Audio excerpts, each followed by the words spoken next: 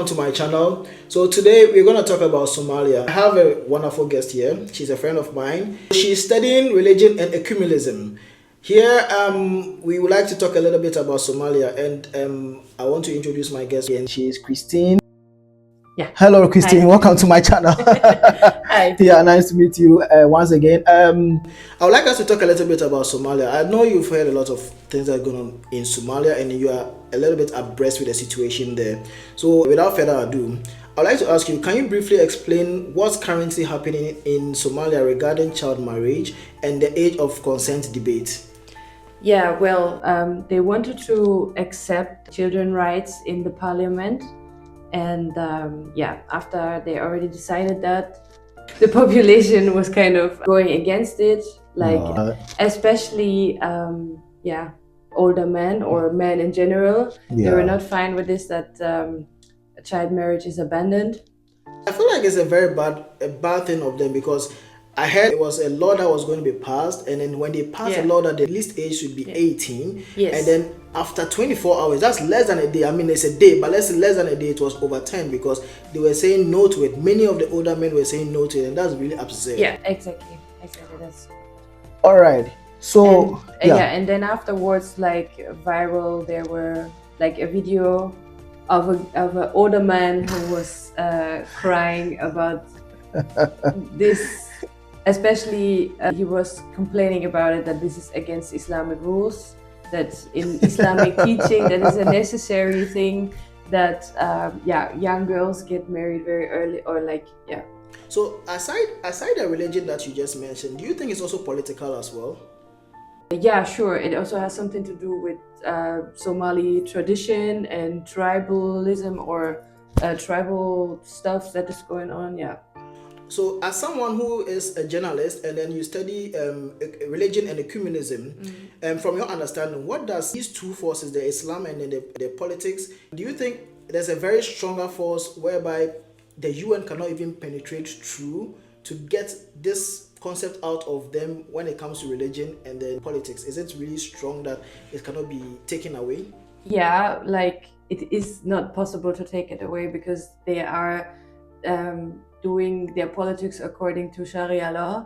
So yeah, for them it doesn't matter that much what the UN says. For them, they're having their own religious teaching, and they're gonna stick on it.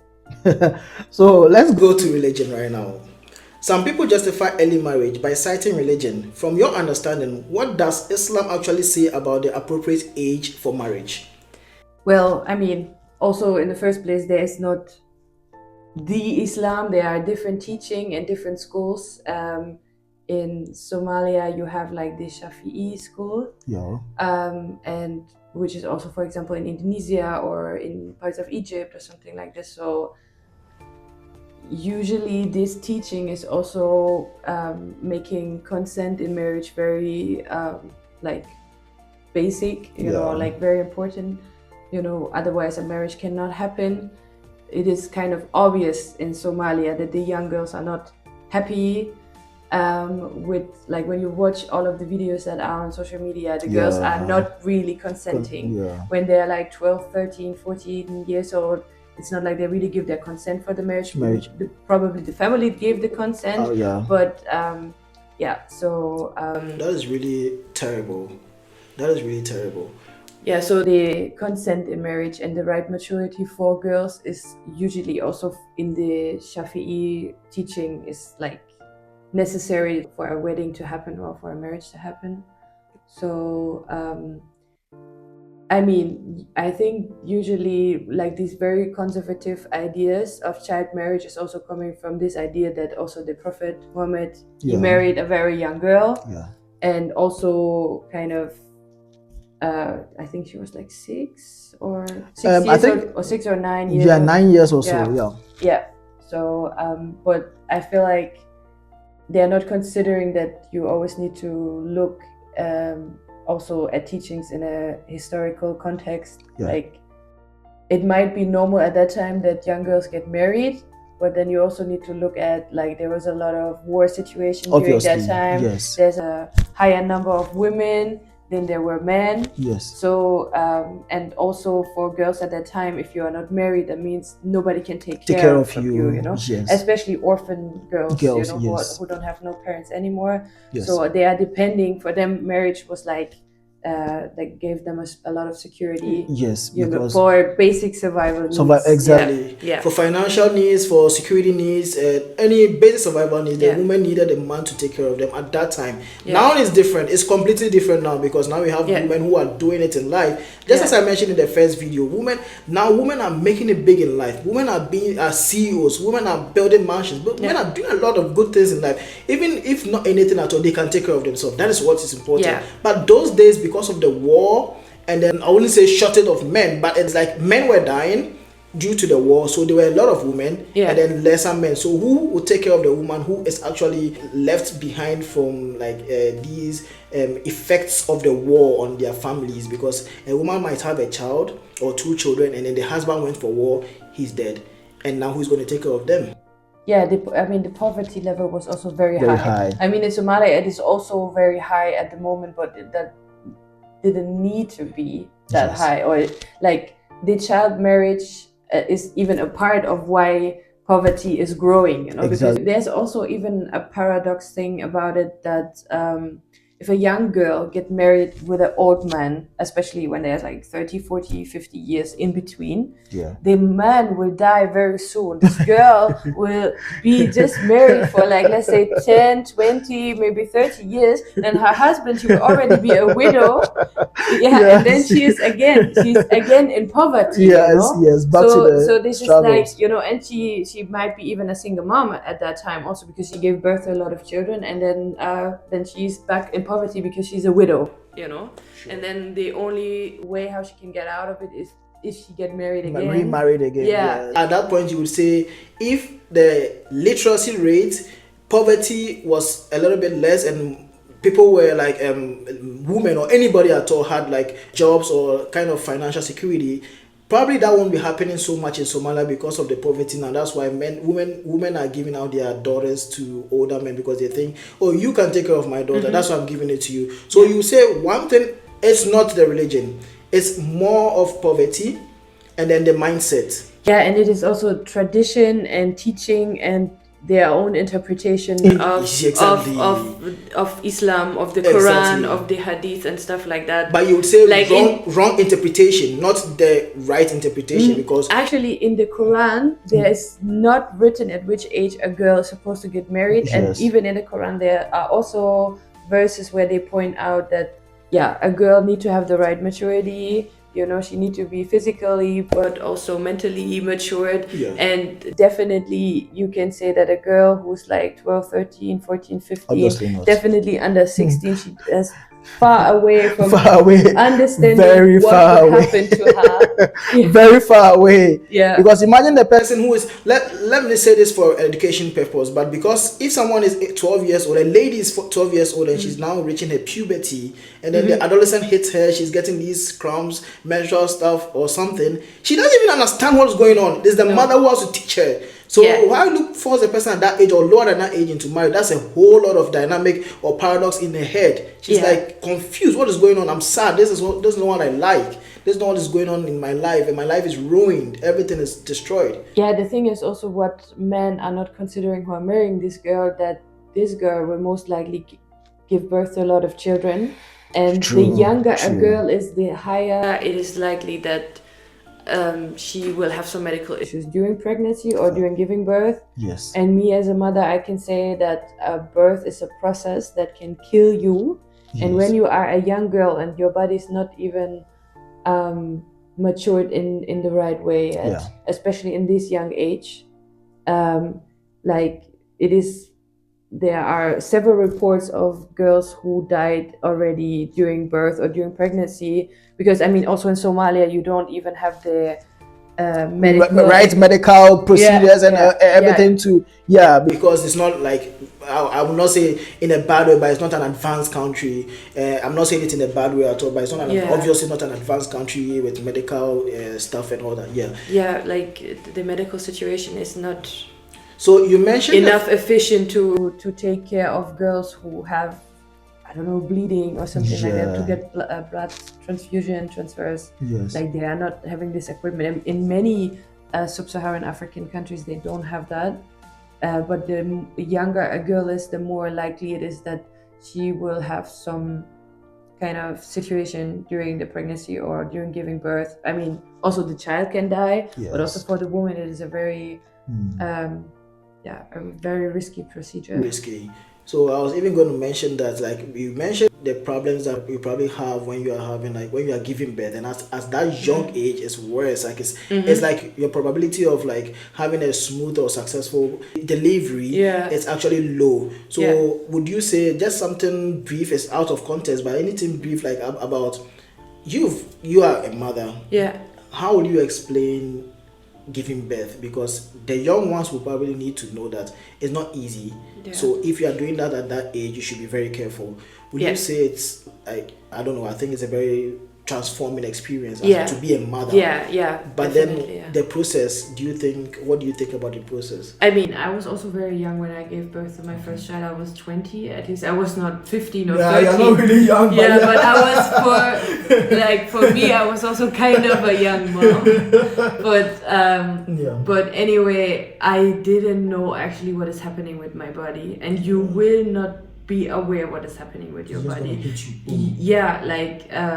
I mean, your body is also doing a lot of stuff by itself. It's like a miracle that is happening, and you are like just eating, sleeping, preparing yourself to become a mother, and your body is doing. But like birth is like very heavy, and for me, I could never even consider to give birth outside of a hospital. I mean, I had 2 very dramatic births, and if I didn't give birth in a hospital, like either my kid or I wouldn't even have survived it.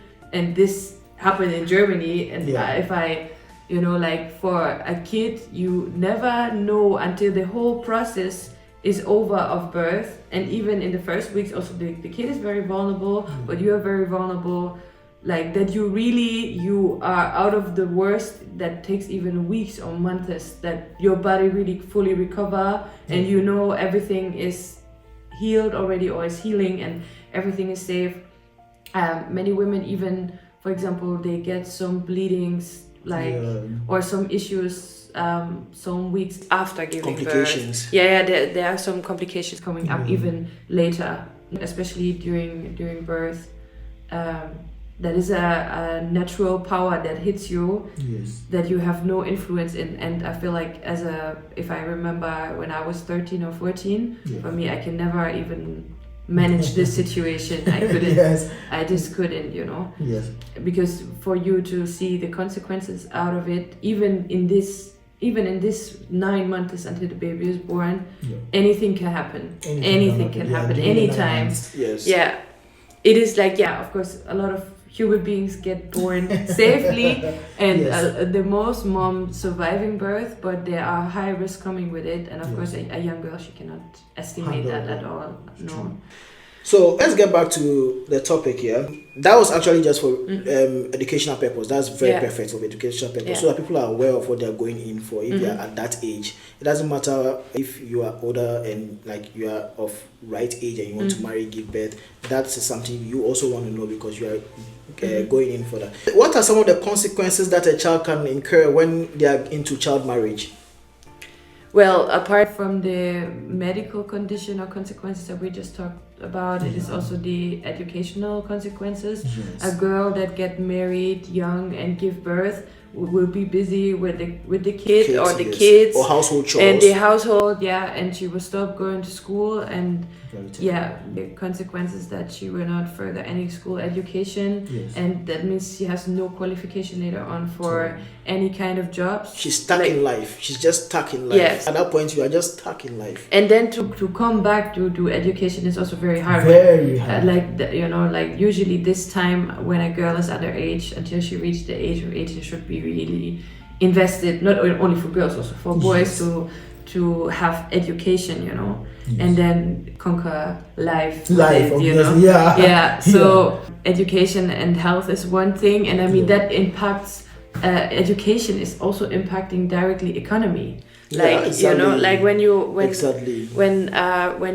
half of the population, which are women, not having education, they cannot work and really give Help, some input in the local economy, then that will also bring the economy down. Put it down. And the country is going to be poorer and poorer and poorer, because that is the same mindset you are taking on from generations to generations, and that's awful. Yeah, exactly.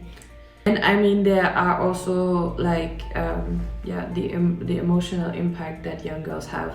As we already talked about it, young girls, they don't want to usually get married at that age. They don't even know what is coming to them or what will happen to them. I mean, of course, if your parents are always kind of phrasing this in positive ways so that you feel like this is where you need to get in life. I did it, so you have to also do it. And look at me now, I am happy and all that. But and of course, maybe girls will think what they are about to go in will be a positive thing. And I mean, in some cases, I personally know some examples of couples where the marriage was happy afterwards. I was going to ask that same question. Of course, there are some, but also many women, they might just even give in. They are just like, okay, that is my destiny. I will live with it. I will make the best out of it. I'm fine with it. You know, so there are some marriages who are happy anyway, but in many cases also girls, they are forced to do it. They are not fine with it, and they need to live with the consequences, like the consequences that we already talked about. Because that was the perfect question. That's what I was going to ask you. Because aside the bad stuff that is like, I mean, the terrible disadvantages of being in child marriage, some people actually find their soulmates when it comes to them being arranged marriage. They've been arranged to marry somebody. Forget about the fact the person is even young. If the person is being arranged to marry, like, okay, I have a daughter and I think that she's good for this man or that man, because the man is wealthy, can take care of my daughter or something, and then the man actually is the best human being you could find in your community, and then treats you very well, you're probably gonna be a lucky girl, because at that moment you probably wouldn't have got a better person like him. So aside the fact that it's terrible, we are not supporting child marriage, but aside the fact that it's terrible, it can also lead you to finding your soulmate. I mean, and also, I mean, also you could kind of debate that maybe it is also because of indoctrination. If parents tell a young girl from a young age, your purpose in life is to get married, is to get children, and we will find you a husband, and we will find you the right husband, you know, then a girl might also disbelieve it because she's told to, and she has no choice. She's just like, I will be happy whatever I have to face. I mean, we don't know in every single example what is the case, but I mean, it is maybe a part of everything, you know, like that girls also, they just give into their destiny. They're like, you know, but of course they will not be happy if the man is very bad to them. Yes, then, obviously, like when it comes to domestic violence and all that. Then of course the girl will show that she's not fine, or when she's left alone, or when she's really like a very young widow or something like that, then of course you will not be fine with the situation. So another question, some argue that outlawing early marriage is a Western idea that ignores Somali culture. How do you respond to that? Well, marriage in general is like a very old human tradition that is not typically Western. And the thing is that even in Germany, it was like just for a few years, I think now, it is really kind of prohibited that kids under 18 get married. Like before, I even have an aunt who was 16 when she married my uncle. So like in the past, when the parents give their consent in getting married, then they can already marry with 16 years.